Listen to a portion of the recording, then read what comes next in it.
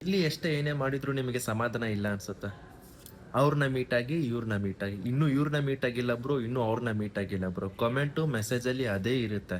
So ಎಲ್ರನ್ನೂ meet ಆಗ್ತಾನೆ, meet ಆಗಕ್ಕೆ ಅಂತ ಹೇಳ್ಬಿಟ್ಟು ಅವ್ನಿಗೂ ಒಂದ್ ಸ್ವಲ್ಪ ಟೈಮ್ ಬೇಕು. ವಿಷ್ಣುವರ್ಧನ್ ಸರ್ ಸಮಾಧಿಗೆ ಹೋಗ್ಬಿಟ್ಟು ನಿನ್ನೆ ಮೀಟ್ ಆಗಿ ಬಂದಿದ್ದಾನೆ. ರ್ಯಾಲಿ ಆಗಿರ್ಬೋದು, ಫ್ಯಾನ್ಸ್ ಮೀಟಪ್ ಆಗಿರ್ಬೋದು, ಆ ಕಡೆ ಫಂಕ್ಷನ್ಸ್ ಆಗಿರ್ಬೋದು, ಉತ್ಸವ ಆಗಿರ್ಬೋದು, ಗೋಲ್ಡ್ ಶಾಪ್ ಓಪನಿಂಗ್ ಆಗಿರ್ಬೋದು, ಈ ತರ ಕಂಟಿನ್ಯೂ ಏನಾದ್ರೂ ಒಂದು ಇವೆಂಟ್ಸ್ ಇದೆ. ಅವನಿಗೂ ಒಂದ್ ಸ್ವಲ್ಪ ಬೇಕಲ್ಲ ಟೈಮು. ಬಿಗ್ ಬಾಸ್ ಮನೆಯಿಂದ ಬಂದಾಗಿಂದ ಕರೆಕ್ಟಾಗಿ ಊಟ ಇಲ್ಲ, ನಿದ್ದೆ ಇಲ್ಲ, ಹೆಲ್ತ್ ಬಗ್ಗೆ ಕೇರ್ ತಗೋತಾ ಇಲ್ಲ, ಏನೂ ಇಲ್ಲ. ಅವ್ನು ಚೆನ್ನಾಗಿದ್ರೆ ಏನೆಲ್ಲ ಮಾಡ್ಬೋದು.